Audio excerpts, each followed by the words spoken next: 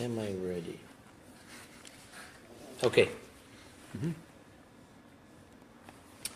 Now, someone did a very good job, and they put together a number of years ago something called Kuntris Chesed Le'umim, which means a pamphlet about the kindness, the acts of charity of the nations of the world, the non-Jewish nations.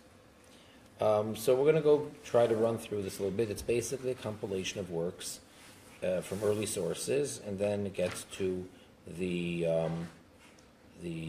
excerpts of talks delivered by the Rebbe Melech HaMashiach about the obligation and the responsibility and the punishment for not keeping it, as far as tzedakah, which we translate as charitable acts, giving money or finances or anything like that to the poor, to the needy. So it's done in a systematic way over here, this pamphlet. So we're starting off with the introduction, quoting or based on the Tur, which is the forerunner to what later became the Shulchan Aruch, the Code of Jewish Law. And in the Code of Jewish Law, you have a whole section, several chapters about tzedakah, telling the Jew his obligation to give charity, how much he has to give, how he has to give, when he has to give, what's considered charity, and so forth. So it says as follows in the Tur, that a person, and again, primarily this is speaking to the Jew, but then we're going to soon see what's specifically speaking to the non-Jew. A person needs to take to heart that just as he asks of God all the time to give him his livelihood, to give him his sustenance, and a person is always asking and beseeching for his needs, and God gives him, as we say in the Birkas Hamazon, in the grace after eating a meal, from God's open, broad hand. And it's in a way of chesed chinam. It is undeserving or unearned, I should say, kindness. Because as nice as we are, as kind as we are, do we really deserve what God is giving us? And this is what he does. He gives us life, he gives us sustenance, and he gives much, much more than we earn. Because if it would be according to our merits, we'd have a lot less than we do. And therefore he's so kind to us, and he gives us an abundance. So just as an individual, as a human being, is asking God to please listen to my supplication, please grant me my requests, so too an individual is required to listen to the poor man's plea and need and try to help him. Because, and to quote, Oyev tzedakah u'mishpat chesed Hashem al haaretz. The verse states that he loves kindness, charitable acts, and justice, and it's the chesed, the kindness of God, which fills up the whole world. Man should not think in his heart, how can I lose and part and give away of my own finances and give part of it to the poor? It's mine, and whatever I give away, I'll be losing. That's the wrong attitude, because he needs to know, and the right philosophy is that his money is not his, but rather it was deposited with him by God in order to fulfill God's will. He is the owner of all. He is the one who gave you whatever money you have because he wants you to use it properly. That's his will. And what does he want? That a portion of it you should give to the poor. He's not demanding to give away everything and to then become needy yourself. However, God gave you every penny that you have, and he wants you to give a portion of that to the poor people.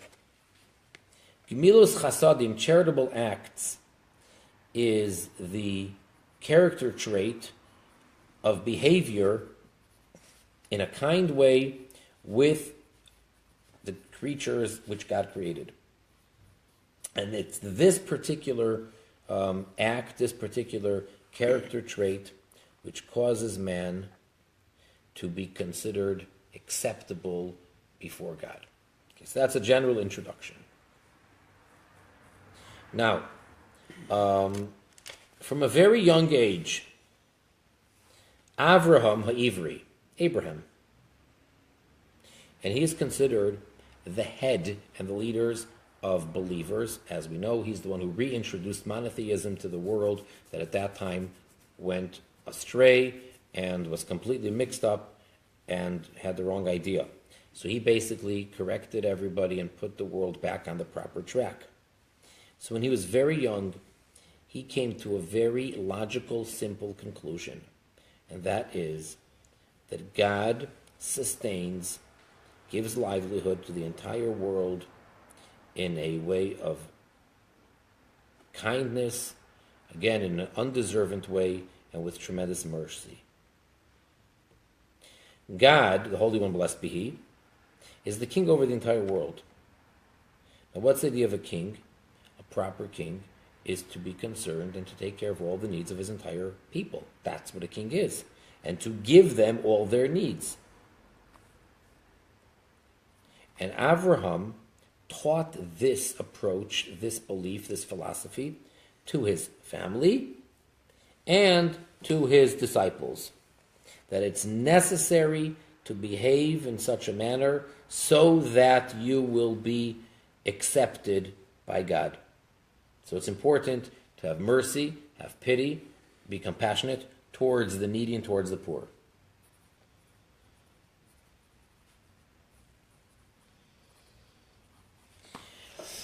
In the footnote, he brings down an interesting Pirkei de Rebbe Lezer. Pirkei de Rebbe Lezer is a midrashic. It's the stories compiled by one of the great Tanoim, known as Rebbe Lezer ben Horkinus, and he has lots of very interesting stories. So one of the things that it says over there, this is a tradition, part of the oral Torah, that even after Avraham sent away Yishmael, after that whole episode when Sarah told him get rid of him and he was hesitant, and God told Avraham, listen to whatever Sarah tells you, and it was very dramatic because the child almost died, and he sent away with his mother Hagar, that whole story. Even after Avraham got rid of Yishmael, it says in this Pirkei de Rebbe Lezer that Avraham went to Yishmael twice in order to see to it that he behave in a way of kindness and that he's nice to the passerbys, to give them water and bread, especially to those that were very hungry. So Avraham wanted to see to it that this son of his Yishmael continues and does that he continues to be hospitable and to help the poor.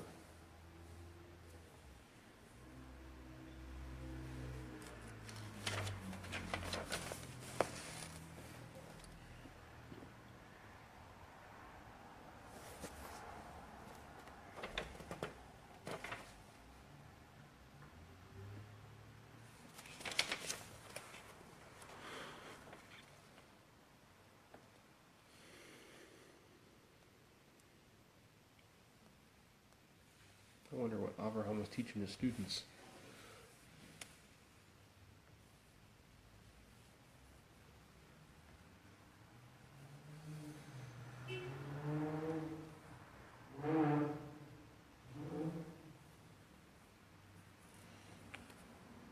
Avraham, he looked at everyone with a good eye, and he tried that everybody should have all their needs, including the proper knowledge, the spiritual need, that they should all recognize that there is a master to this world, that there is a creator, there is the planner, there is the one who's running it.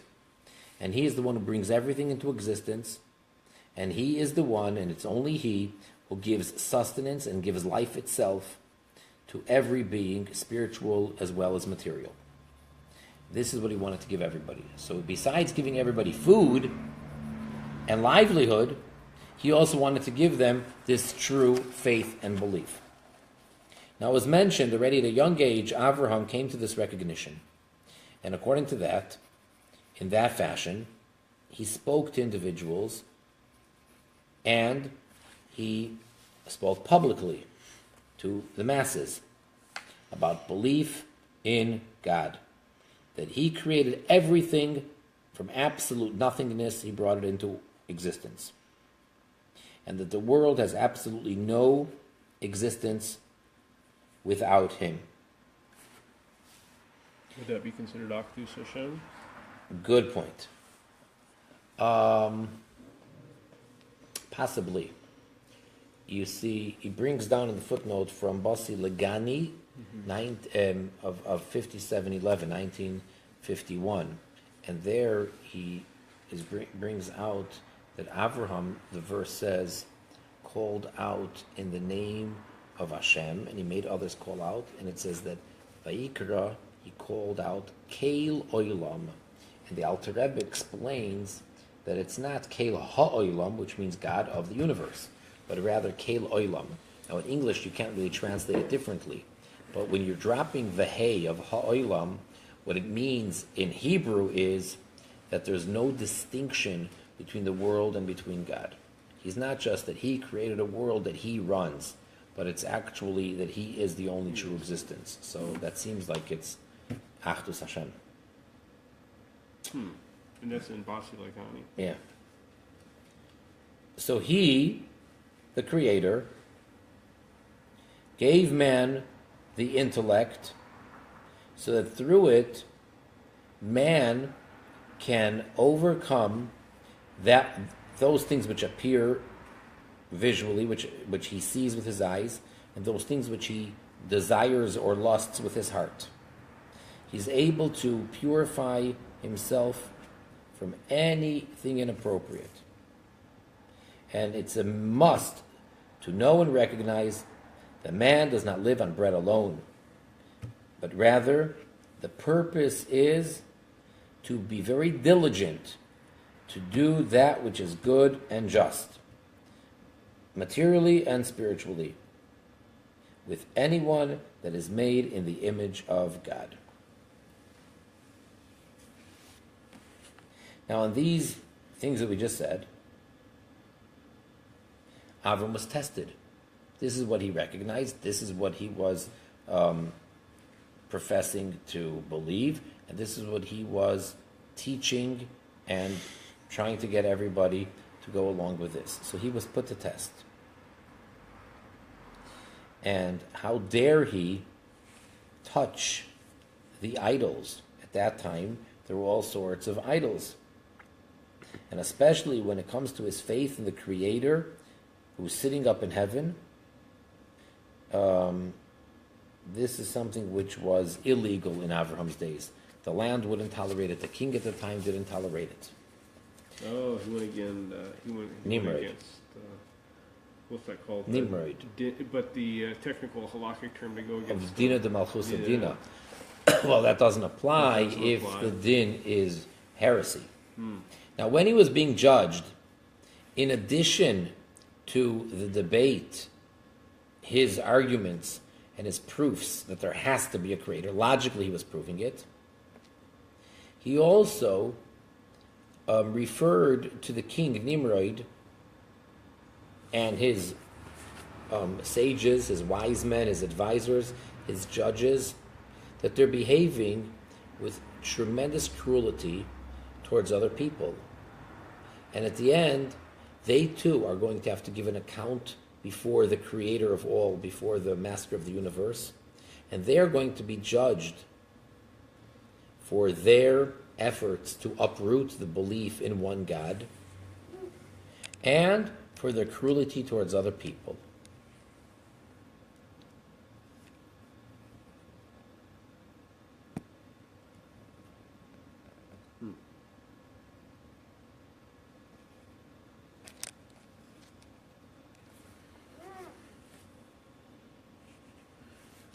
And he spoke to them very clear and very harsh words, as they quote over here.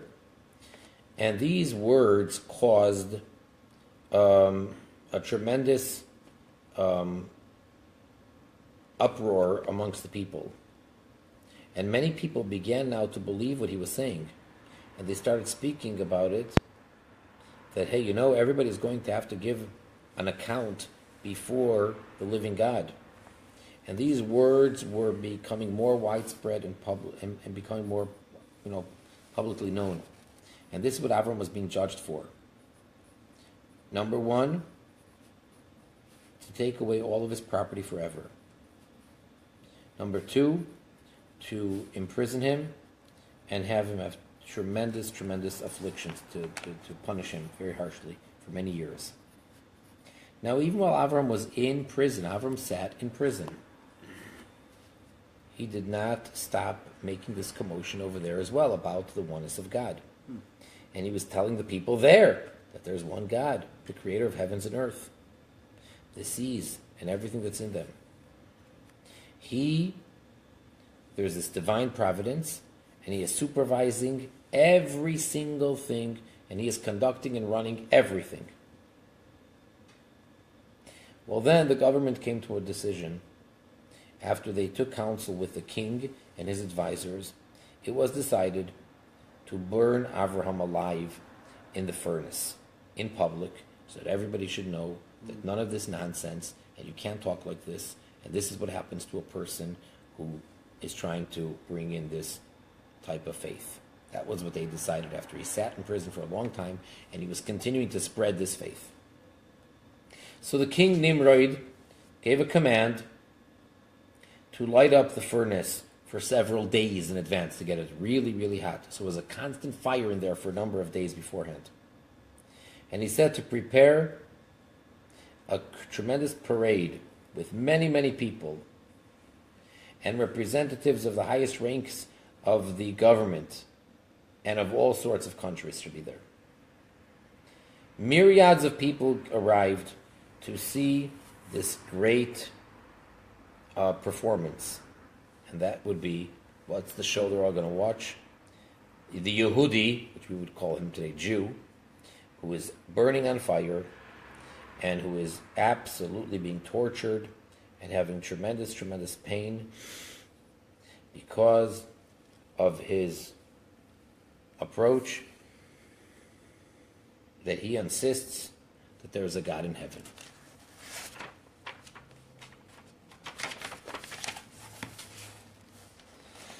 However, Nimrod was in for a big surprise, and how shocked he was when they told him that Avraham is walking around inside the furnace of fire, just as a person walks around in a garden of flowers. A miracle happened and Avraham was not burnt. So Nimrod went to see for himself, and he couldn't believe what his eyes were seeing. And he was grinding his teeth, and he remained silent. Nimrod pleaded with Avram to come out of the fire. After Avram came out, Nimrod spoke to him in a good way, and he gave him gifts, and he exalted him. As time went on, Avram went back to his place where Hashem told him. Wherever he came, Avram was successful with his clear mind and his beautiful, wonderful character traits. From his bread, he fed the poor. He gave sustenance to the hungry. He clothed the naked, and he was completely diligent in doing good with anybody who had a spirit of Hashem in them. He was nice and kind to all. And even the gifts that he received, he used them for the benefit and for the kindness of others. What would be a spirit of Hashem in a Ben Noah? There.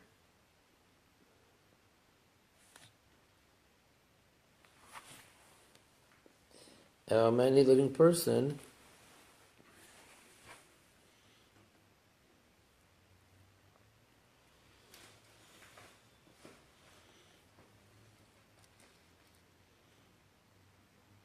like it says by Adam that a spirit of Hashem was blown into his nostrils.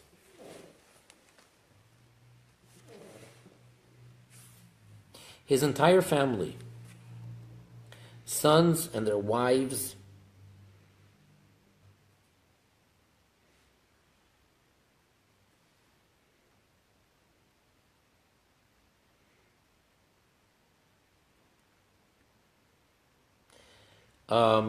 his sons and their wives, and also his students, Avram taught to do kindness and justice.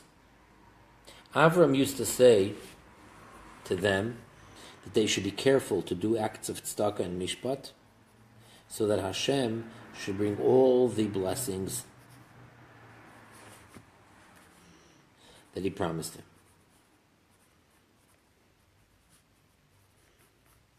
Now again, bringing down from this Pirkei the Rebbe Lezer, it says there that when Avram visited Yishmael, and Yishmael's first wife did not want to give water and bread to those that were thirsty and hungry, so Avram hinted to Yishmael to divorce her.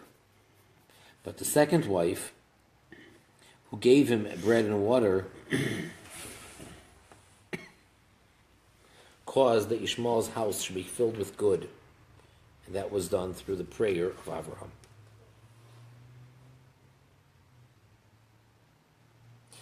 This becomes expressed in the words of Hashem in his Holy Torah, where he explains the reason why he loves Avraham so much. Ki yadativ, for I have known him, l'ma'an asher yitzaveh, so that he has commanded, espanov ve'espeisoi achrav, his sons, his children, and his household after him, v'shomru derech Hashem, and they kept the way of Hashem, la'aseis tzedakah u'mishpat, to do tzedakah, charity, and mishpat, judgment, righteousness. All right, now, quoting the Gemara in Sanhedrin. The Gemara quotes the pasuk where right before Hashem destroys Sodom for their being so corrupt, he says, I should really tell Avraham before I destroy it, because I promised him this land. Sodom is part of the land I'm giving him. I'm about to destroy Sodom, I should tell him. For I have known that he has commanded his sons and household after him to do tzedakah mishpat. And the Gemara says, one of his sons is ladin, is for judgment, and beisoi, his household, is for tzedakah.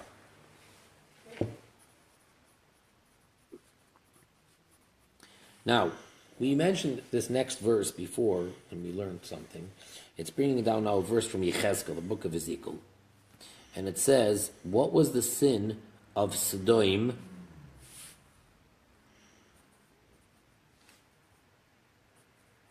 That she did not support the hand of the poor.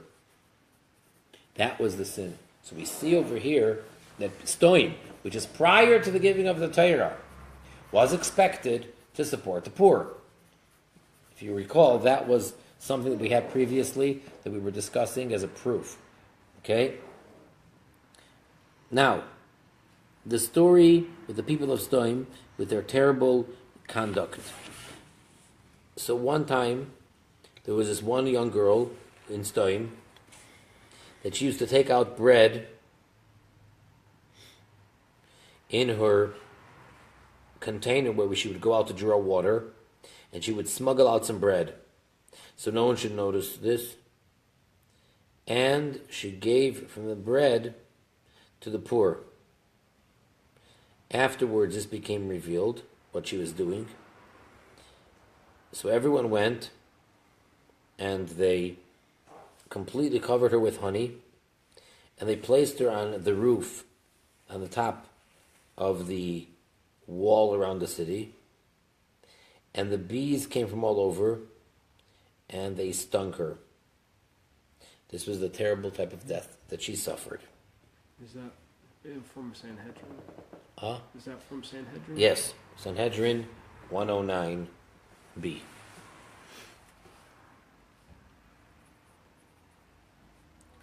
So the main sin of the people of Sodom was that they did not give charity to the needy.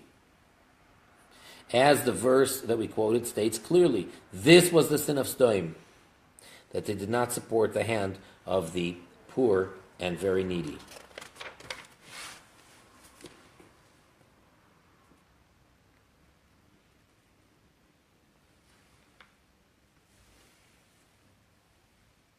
And that's what the verse says, that the outcry of Stoim and Amoira is so great. So on that, the Gemara says, Al Iske Riva, that it was because of what happened with this young girl. That there was a young girl that used to give, she gave food to the poor. And this is in fact why the people of Stoim put her on the rooftop, smeared with honey. And they just left her there to be stung to death by the bees. And because of that sin, that this one young girl, this Riva, did, her sin was that she walked into Mitzrayim. I'm sorry. Her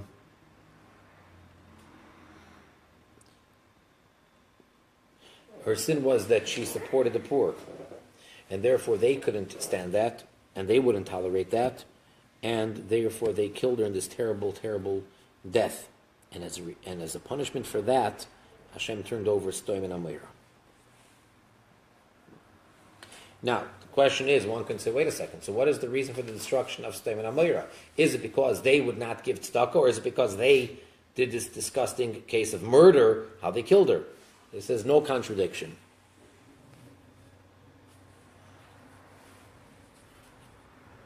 Because it's really one and the same. Their ability to do this terrible act of murder and to ruthlessly kill this young girl is a result of the source. And the source is that they refuse to do acts of kindness. So because they don't do any charity and any kindness, they have no mercy, that's what led them to do this. Meaning behaving in a way of supporting the poor and the needy, or the lack thereof in their case, reached such a shocking level, and they went so far that when they saw one girl that did do charity, they tortured her until they caused her this terrible, unnatural death. Now, because of this sin of the hand of the poor you have in support, so the punishment also reaches a very, it went to a very great extreme. And it caused utter destruction. The whole Stoim and Amoira was destroyed, ultimately, because of this. From this we can see, seemingly, that the obligation of giving tzedakah is clearly for the Bnei Noach. This was all prior to Matan Torah. This is not Bnei Yisrael that we're talking about, and yet they were so severely punished. Because if not, they wouldn't have been punished. Especially such a severe punishment of destruction. Why? Because they didn't allow people to do something which they weren't commanded. That doesn't make sense. So obviously we have to say that somehow they were commanded to do tzedakah. But now comes the question. Why is this idea of not supporting the poor and the needy considered two different sins?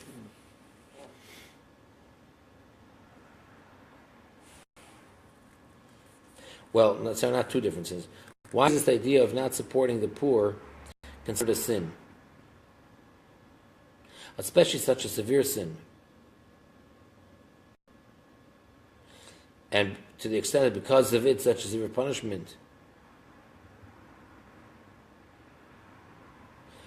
Charity is not one of the 7 mitzvahs Bnei Noach. So now we explain as follows.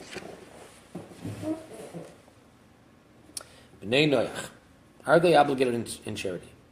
So about Avram Avinu it says that I know him, which is an expression of love, that he will command his sons and his household to do tzedakah mishpat. According to the pshat, the simple meaning of this verse, Says the Rambam.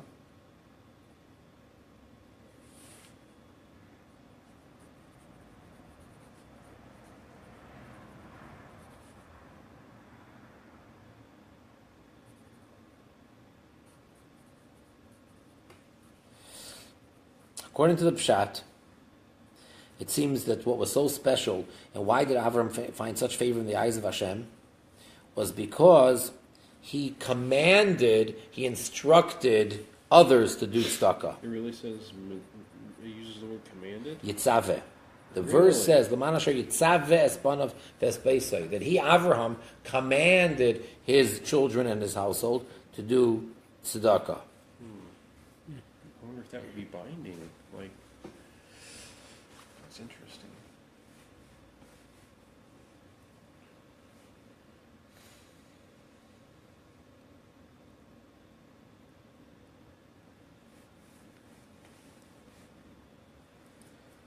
Even though Bnei Noach are not commanded, he, Avraham, commanded his household and his descendants to do it. Interesting. So things that he received, it seems like he commanded. He might Well, have- at least about tzedakah. for tzedakah. Now, the Gemara in Sanhedrin 57b, Do you think a father can do that? Like a father, or is that before? And then you get the whole issue of pre-Matan Torah right, this stuff, was so- all pre-Matan Torah. Now, the Gemara says that Bnei Noach are obligated to do tzedakah mishpat, and especially the mitzvah of tzedakah, they are obligated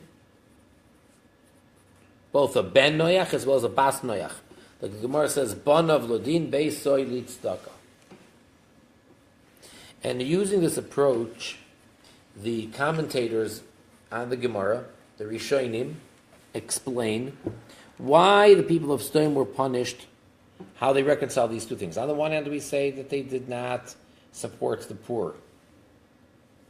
And why they've been punished so harshly for that, if it's not one of the seven. Because all of Bnei Noach are obligated in tzedakah. But the mitzvah of tzedakah is not considered, it's not counted as one of the seven mitzvahs of Bnei Noach. Because this mitzvah includes and contains other commandments. And all the other ones are in a way of sheval tasa, to be passive and not transgress. But tzedakah is different because that's kum v'aseh. active. It's active.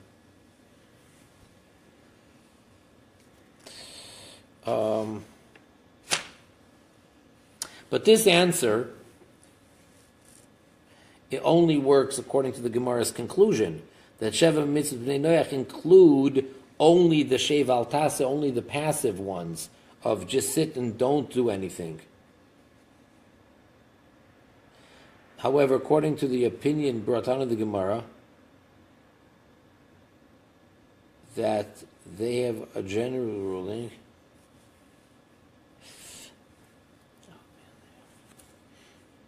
that we should include this kum v'aseh of tzedakah. So the question is, why don't they then count tzedakah? If you're going to say that all the Sheva mitzvahs are just passive, don't do it. So I understand why tzedakah is not counted. But if you're going to say that you should count the active ones, then the question is, why is tzedakah not one of the mitzvahs Bnei Noach?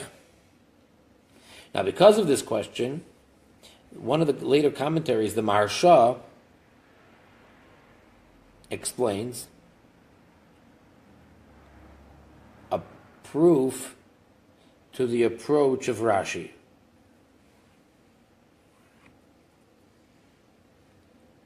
Hamaspir, who explains that the meaning and the interpretation of the word tzedakah in the pasuk of Ki Yadativ, that I knew Avraham, is to make a compromise. Meaning it doesn't mean tzedakah of going to give charity in the literal sense. The Bnei Noach are not commanded to do.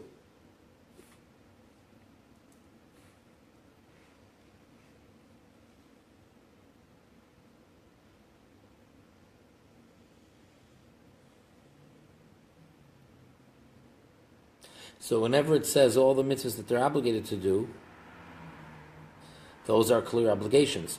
Whereas this one, the whole idea is that it's supposed to be a compromise. Now also from the words of the Rambam, it's clear that he rules that Bnei Noach are not obligated in tzedakah, because we mentioned the halacha. Obligated or not obligated? They're not commanded. Yeah, Oh, commanded. they're not obligated. Oh, They're not obligated. obligated. Hugh or whatever. Why? Because the Rambam says a Ben Noach that wanted to do a mitzvah, mishar mitzvah satayra kedei lekabel sachar, which we saw many times, 10:10, that when a Ben Noach wants to do any other mitzvah in order to receive reward, and he brings the example, the Rambam, of giving tzedakah. That's the example he gives. So we see that that's considered a mitzvah from shar mitzvahs, from all the rest of the mitzvahs that they're not obligated to do, that if they want to do. And if so, this is difficult according to both approaches. According to the approach that Bnei Noach are obligated to give tzedakah, so why is there only 7 mitzvahs Bnei Noach and not 8? And according to the opinion that they're not obligated to, so then why were Bnei Noach considered so terrible for not supporting them? Wow. So much so that they're being so severely punished for transgressing that they get absolute destruction. It doesn't end with the question, does it? No. Oh man. Whew. Okay. This is really getting down to it, isn't it? Yeah. Man. Now let's take a little break. And when he says obligated, does he say chiyuv? Yeah, chayavim. Okay, so turn it now towards you guys, and let's see. There we go. There's Bob. There's Bob over here, There's Bob. and there's James over there. And let's hear from you guys a little bit while I contemplate Okay. a little bit. Okay, so what's... So there's a big issue. I don't know if we can even see both of us. Oh, hold on, let me flip it around this way. I'm gonna hit this button over here. All right, James. So let's figure this out here. What? So here's the issue. Mm-hmm. If I understand it correct, and you can help me out, Bob, because I'm on the spot, I guess. Bnei Noach are commanded in only 7, and they're negative commandments. Mm-hmm. Sodom and Gomorrah were Bnei Noach, yet they were destroyed for not giving tzedakah, not having chesed, not being charitable and kindness. So how could they be destroyed if it wasn't a mitzvah, if it wasn't a commandment for them to be charitable? How were they judged so harshly? So this is really interesting. So this, obviously, we're not done here with this. What we're talking about here, but and then there's something that caught my interest, that kind of piqued my interest, was you have Avraham, who is talking to, I don't know if it was his students or his children, I forget now, but he was commanding them in tzedakah. So there's a difference between a chiyuv, an obligation, and a mitzvah, which is a command. For instance, today, and this is different, and to throw something else in the mix, this is pre-Matan Torah. This is pre the giving of Torah at Sinai, and so today, Bnei Noach are obligated to keep the 7, but they are not commanded to keep the 7.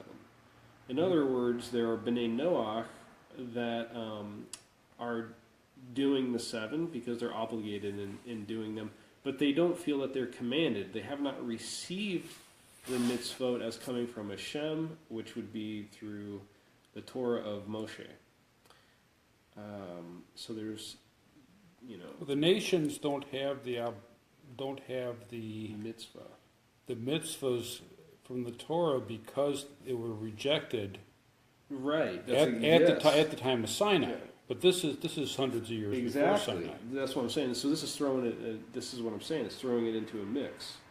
And so, like the Rebbe says that Avraham had a din of Ben Noach, but pre-Matan Torah, a Ben Noach was Mitsuva Va'ose, commanded and does.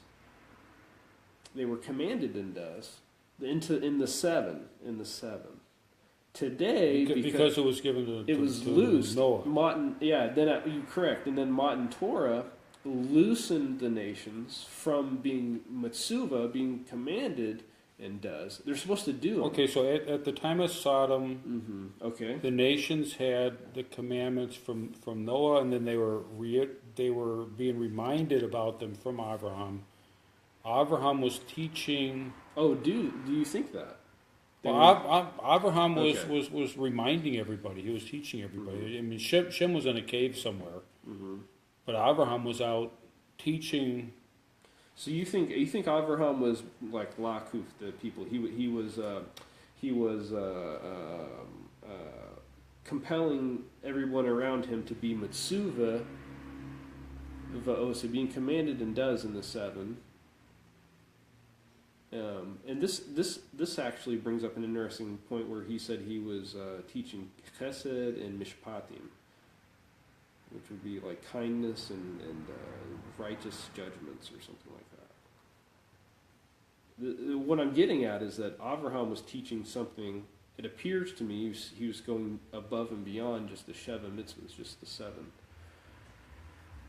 which is interesting because this is a whole new realm then. And not only that, it says in the Talmud so Avraham had a din of Ben Noach. He had the judgment or the classification of being a Ben Noach, but then in the Talmud it says that he kept all the 613 mitzvot and their details. Well, he was able to infer the details. He was able to infer the details from what he had at that time with the seven mitzvahs.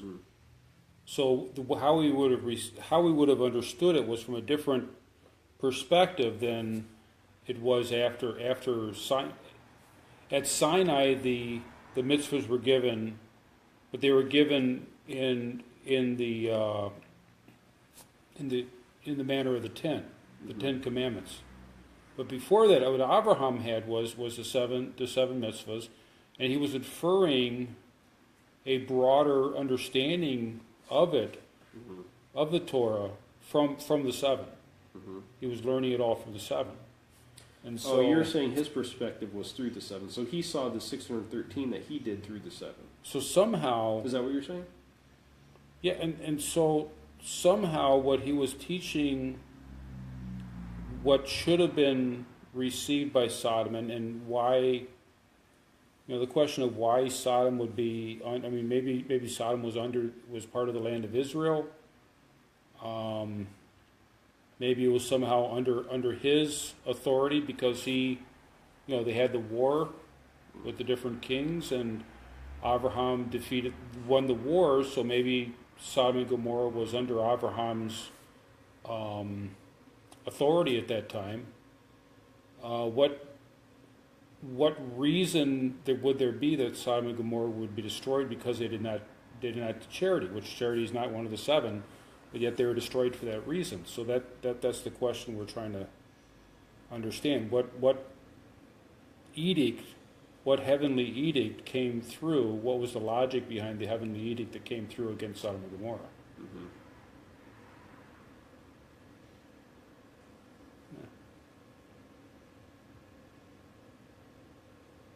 How can God punish you if you're not commanded in doing something? So there must have been something that it was understood that they were commanded, that, Or maybe even If it was- obligations are really harsh with Hashem.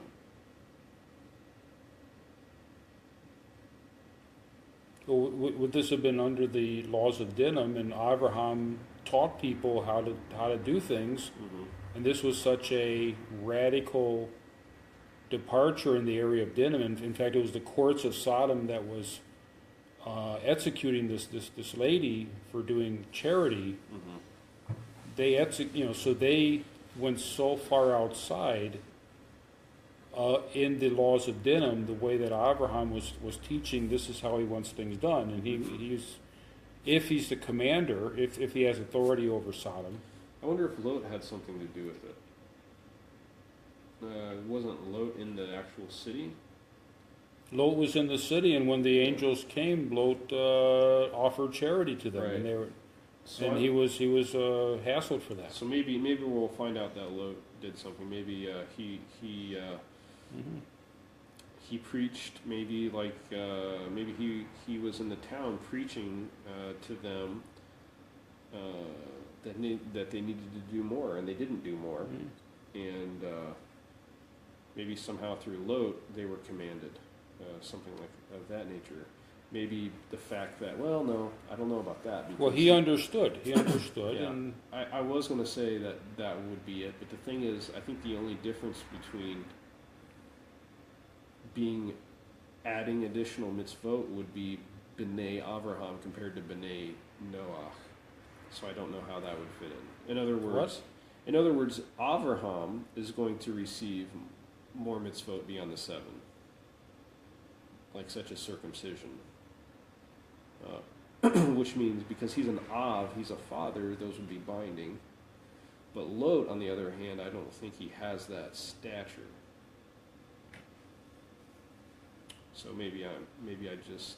well, it could be that Abraham told Lot, well, pick this way or pick that way. You know, so maybe Lot's a Av- messenger. Of maybe Avraham. Lot may have been his. He may have had some kind of Yeah, authority. right. It wasn't recognized by the Yeah, people yeah. Of Sodom, but I mean, he was acting in an authoritative manner, Yeah. even if people weren't listening to him. But maybe they should have been listening to him. They wouldn't have gotten in trouble with the angels if they were listening to him. Mm-hmm. Perhaps. Yeah, I agree. I think that's probably the closest thing, the closest, excuse me, the closest answer that we have right now. We're gonna find out what the book says. Are we going to find out, or are we going to call it a night? No, we're going to find out in a few minutes. Okay. Trying to get Rabbi to have a second wind here. These classes go late. Yeah, it's Yeah. fun. Mm-hmm. I'm about ready to lose my mental energy. I forgot dinner. Mm. Well, we've got like what, one viewer? Can we not see who's I don't know. It says one, but I don't know if that means one viewer showed up an hour ago or half an hour ago. Somebody showed up, or if someone's actually watching us right now. hey one viewer. I thought, can you not chat with them? Sometimes you can chat. There is a chat button, but it's under with my That's stand here. Okay. I'm not sure if it. I'm Yeah, scared to if we were touch it. fancy, we would have a laptop and be doing all sorts of wild stuff. And Yeah. Oh, you know what? I Yeah. could probably get on my phone and actually watch the chat. okay. I'm still recording. There's all right, Ryan. Ryan. Hey. Cool. Hi, Ryan. Hello. This is our most commented video yet. That's funny. Ryan just broke our record for the most commented video. And what we're- Manitoba, wow, that's got to be cool right now. yeah. It's actually going to be pretty warm in here in Chicago tomorrow. So what we're thinking about, we have some classes coming up. We were doing earlier. We had a brainstorming session. Had a couple other people here, and they were talking about having maybe an event. We're trying to figure out how to get people in America to be interested in B'nai Noach, and we're looking for our target audience. We're looking for how to get people engaged, to get them involved.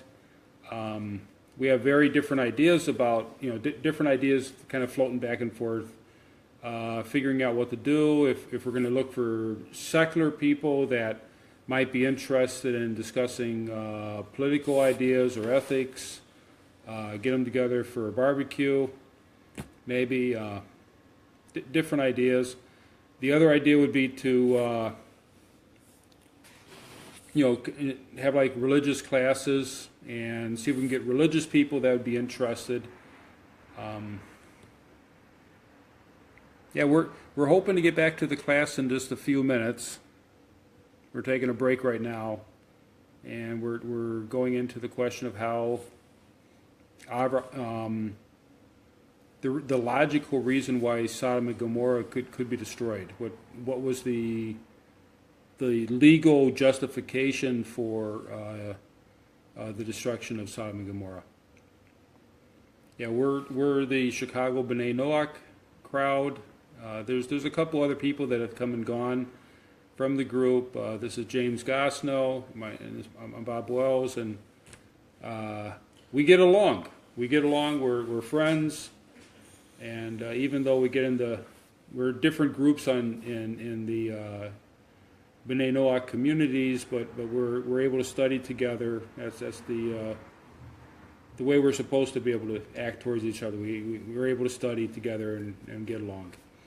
We're very happy for that.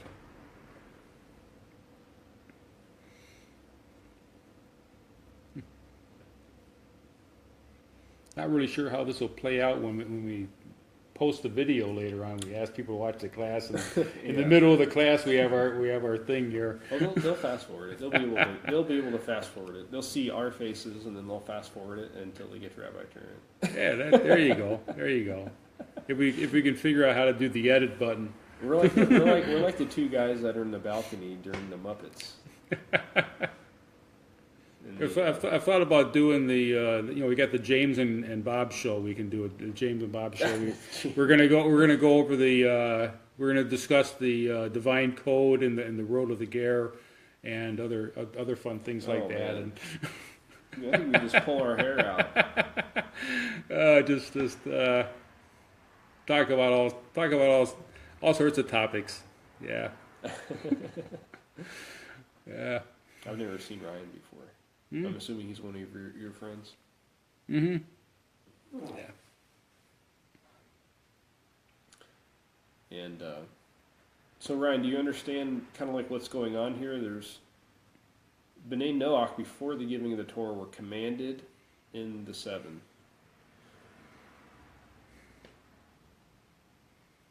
Cool. All right. You must be an I get gear too. And so B'nai Noach, the whole world was commanded in the 7 before the giving of Torah. And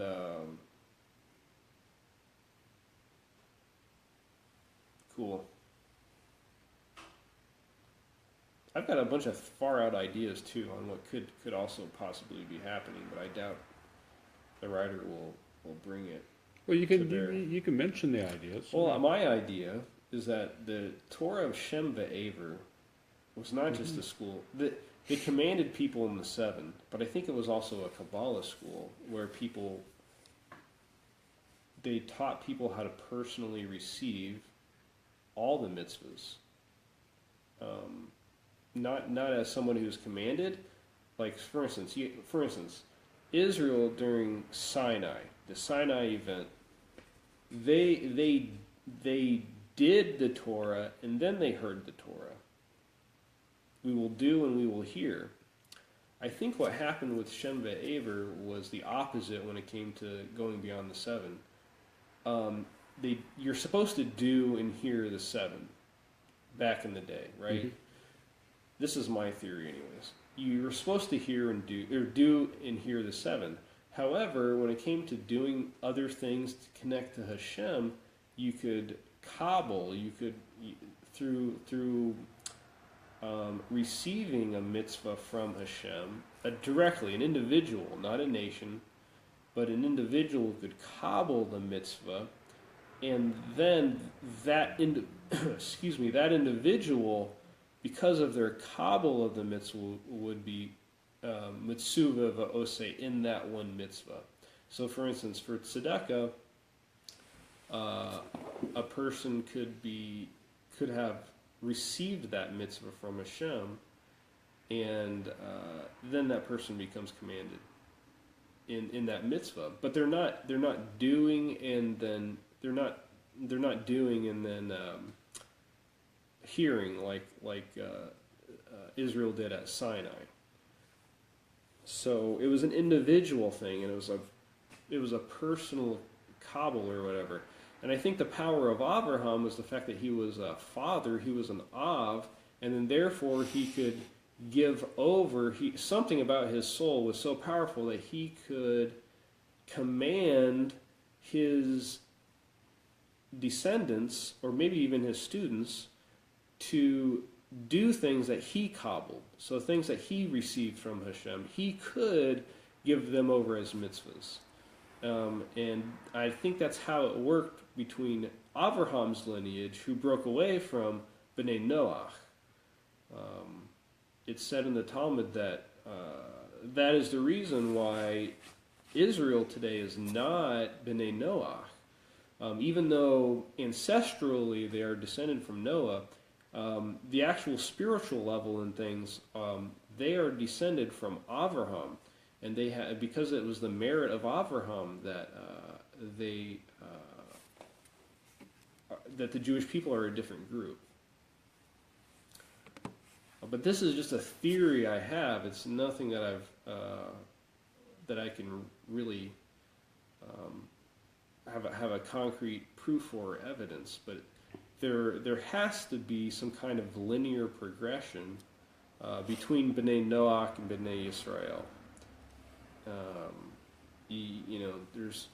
There's a point A to C, and there's going to be a point B in between. So, but I highly doubt that would come up in this document. It would be interesting if it did. But, and I think, like, for instance, I think there's some midrash that says Shem was naturally circumcised. He didn't actually have to circumcise himself. And I think what happened was Abraham saw Shem and saw how blessed he was because he was circumcised. And I think what happened was Abraham focused on that, and he cobbled circumcision by focusing on those things. And I think there were other people. I think maybe Methuselah might have been circumcised naturally, like just at birth. I forget, but the point is, Abraham received that mitzvah, and I think that's kind of like how it happened. And circumcision is interesting because it's a command that is done and then heard later, because the child has no say in the mitzvah. And this could have been actually one of the really strong points of Mila, is the fact that, like, Yishmael, I believe he was circumcised, but he's not included in this this progressive lineage into Israel, even though Ishmael is a descendant of Abraham. He's not included in this mitzvah. And I think we are told that Ishmael was taught. He was taught it, yeah. He was taught, definitely. He was taught charity, yeah. Yeah, but when it comes to circumcision, it ended with Yishmael, for Yishmael and his descendants. But for Avraham and Yitzhak, for Yitzhak's descendants, it stayed. And I think that was the difference. I think it was because for Yishmael it was hear, then do. And for Isaac it was do, then hear. It was an actual, and that's the power of a mitzvah, is because it goes beyond intellect at that point. I think the circumcision was given to Abraham's descendants after he got the command, but that would include the children of Keturah, who intermixed with the Ishmael. Yeah, but I think the way it's taught there is that it says your descendants. Mm-hmm. And I think it meant before, because I think that command was given before Isaac was born. Right. And or maybe it said something, maybe your seed. I forget what it was called. And for the way the rabbis taught it was that does not refer to Yishmael. Yishmael was kind of like grandfathered into doing it himself, but I don't think it was. He's considered to be the seed of Abraham. Well, because he was born later. Yeah. I mean, born earlier. Right, yeah, right, earlier. right.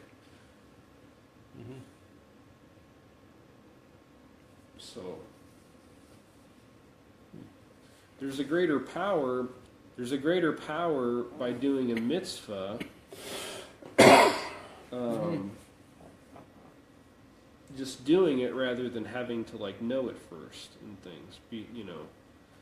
And so when a child gets circumcised, he doesn't know what's happening. Where somebody like Ishmael would have known.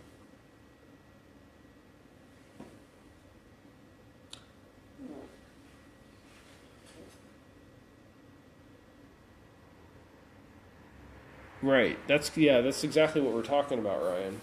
So post Sinai, right? But the thing is, Sodom and Gomorrah were destroyed pre Sinai, and as Rabbi Turin talked, and I don't know if you were here for it, but the whole reason it's told in Tractate Sanhedrin in the Babylonian Talmud that Sodom and Gomorrah were destroyed not because of the wickedness that they did to others, but the fact that they didn't give tzedakah. They didn't have any charity at all. And there's a story about a woman giving bread, or a little girl giving bread, giving charity to the hungry. And they caught her, and they covered her in honey, left her on a hot roof, and let bees attack her. It was a horrible, gruesome death. But anyways, that's the way the Talmud says that is the reason, because they hated their citizens to give tzedakah so much that they did this cruel act, and it's the fact that they banned tzedakah and charity and kindness from their cities. That's why they're destroyed. So the point of what's going on here is that why.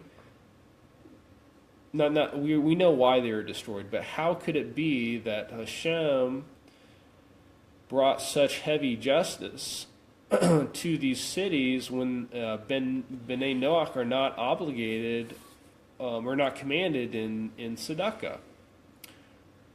So they're only commanded in the 7. And so we're kind of like Bob and I are kind of theory crafting of what's going on. And right now, it's late here. Rabbi Turin gets up very early, so Rabbi Turin's we're trying to get him to get a second wind here, and try and either finish this up or go a little bit further in this lecture.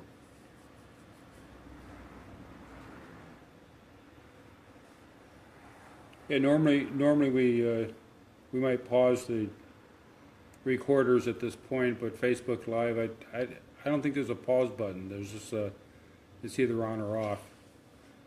So we're gonna have to come up with things we can do. Mm-hmm. Juggling act or something. Yeah. You start dancing. Mm-hmm. So it went later today because they're doing the brainstorming earlier. They want to put advertisements on on the public transportation buses. Yeah, coming up with different ideas.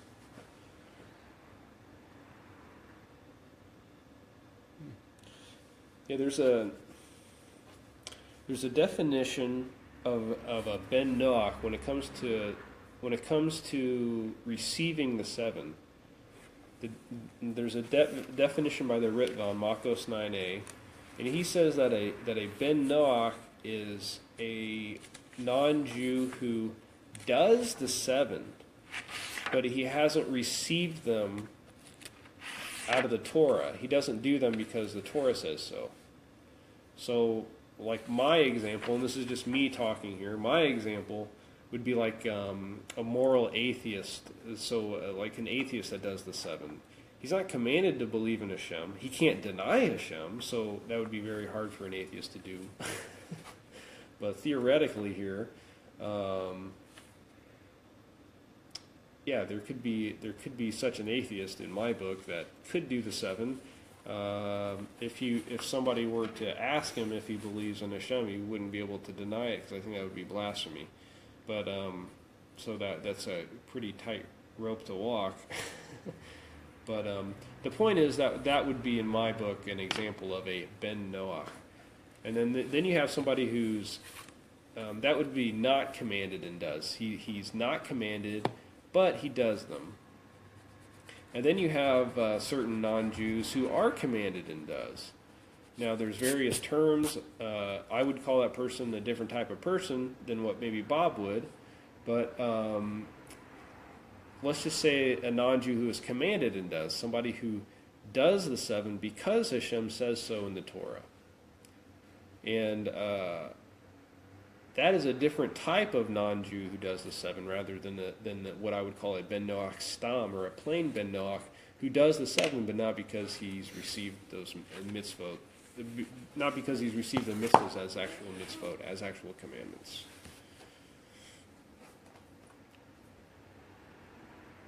And that's today. Back then, a ben noach was commanded.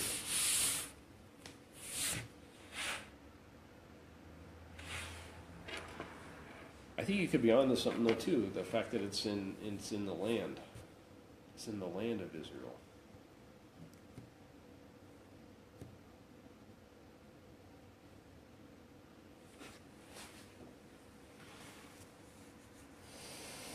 All right, let us proceed. All right, hold on. Let me, how do we push the button here? All right. And turn this button on. Is there another opinion in the Talmud that says Bnei Noach today are commanded and does? Have you ever seen anything like that? Oh, so when we have the mitzvah, the only positive one of dinim, of making courts, which is certainly one of the 7 mitzvahs in Noach. There is a dispute between the Rambam and the Ramban, what it means that they're obligated to have dinim. Everyone agrees that that's one of the 7 mitzvahs in Noach, but the question is, what is that mitzvah? According to the Rambam Maimonides, it means that you have to place judges in every city. But according to the Ramban, Nachmanides, the mitzvah of dinim includes also that there's no stealing or taking interest or withholding payment. So according to this mitzvah of dinim, of these rules, includes anything which goes against making this world a proper place. So according to the Ramban, you can explain the reason why the mitzvah of tzedakah is not as a separate mitzvah of one of the 7 mitzvahs of Bnei Noach, is because it's included in dinim. According to the Ramban, the mitzvah of dinim is to do all of these things to make this world a proper place. So therefore, in order for this world to function properly, the doing of acts of tzedakah is definitely a must. And this, in fact, is why the people of Sodom were so punished for not supporting, not helping the poor.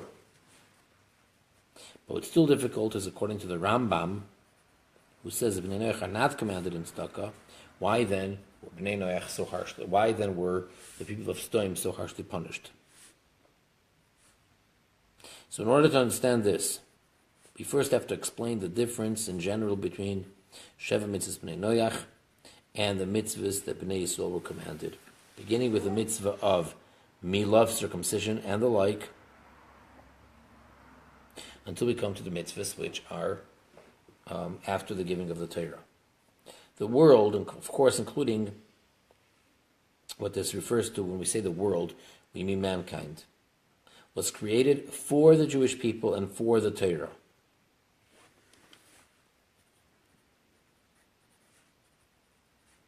And since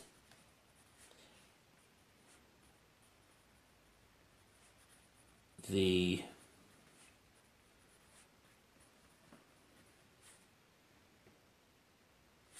the fulfillment or the existence of Bnei Noach is in order that the Jewish people should keep the Torah, so it's understood that also the mitzvahs of the Bnei Noach are obligated to do were not given for the sake of the Bnei Noach themselves, but like everything else, for the sake of the Bnei Yisrael. Because we said everything was created for Yisrael and for the Torah.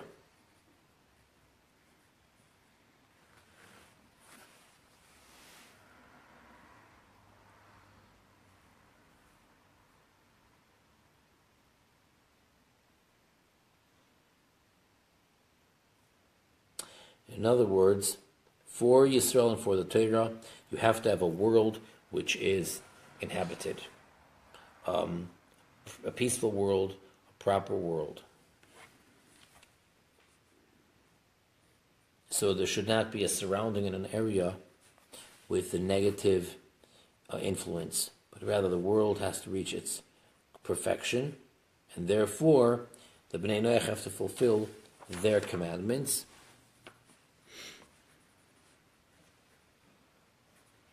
And this applies to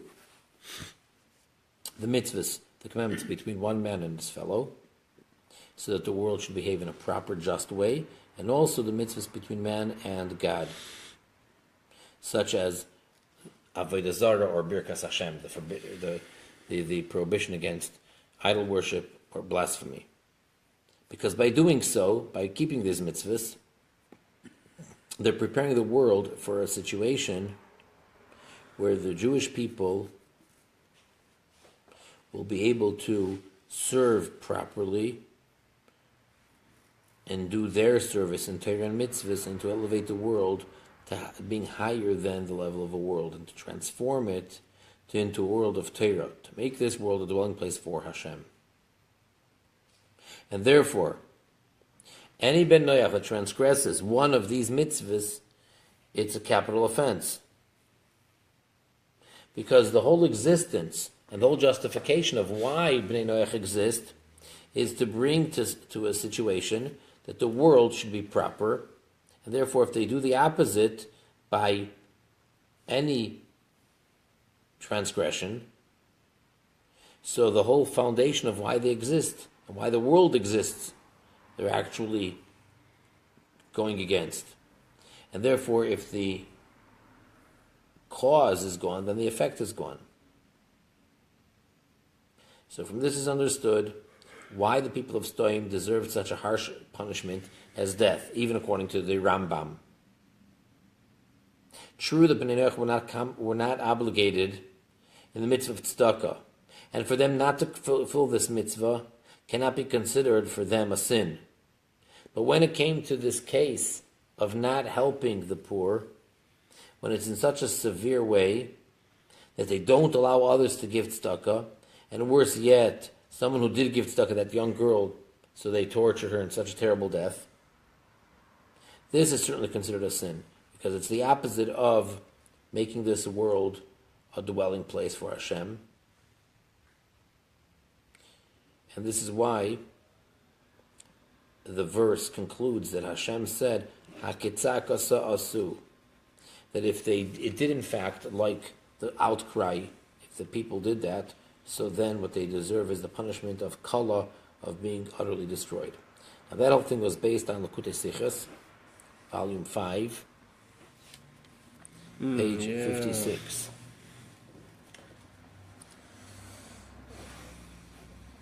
Page what? 156. That's when the denim against Dina, and right, and Chef and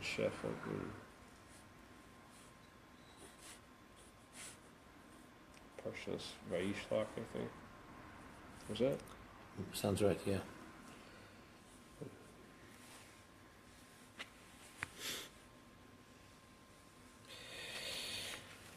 All right, so now, to sum up like this. According to a number of early commentators of the Rishonim, the obligation of tzedakah is even for Bnei Noach, as we see that the people of Sodom were punished for not helping the poor. And the fact that it's not counted as one of the 7, that would make 8. So, firstly, we could say that by the mitzvahs b'nei noyach, they're only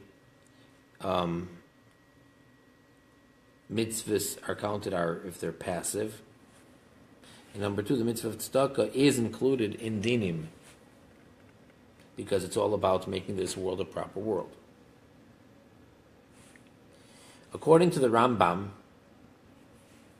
that tzedakah is not included in mitzvahs b'nei noyach. The question is, why were Anshe Stoim so harshly punished? So the explanation is, there are a number of things which are not included in mitzvahs b'nei noyach, but yet the ben noyach is obligated to keep them because of yeshuvah shaloilam, of making this world a proper place. And that is in general an obligation on b'nei noyach, of l'sheves yitzara, of making this world settled. Therefore, here too, when a ben noyach is obligated to give tzedakah because of yeshuvah shaloilam, and therefore the hand of the poor you have not supported, and it goes to in an extreme way, because they killed someone who wanted to give tzedakah, which is the opposite of making this world a settled place. Therefore, they deserved to be killed and to be wiped out. Okay, now, what would be the references where we find that Bnei Noyach are obligated in tzedakah? The Ran to Sanhedrin 56b, the Ramah there, Roy Keach, and then he says to take a look in the Torah Shlema on Parshas Vayera, and also according to the Rambam, the Laws of Kings 10:10, that if a ben noach wants to do any mitzvah in order to receive reward, we don't hold him back from doing it properly. And one of the examples he gives is tzedakah.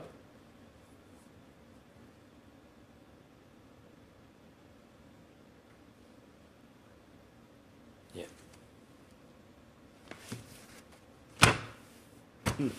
That's it? That's it for now.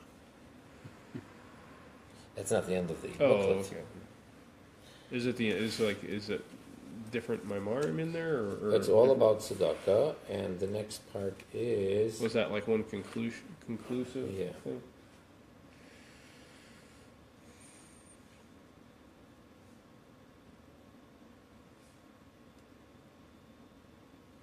Yeah.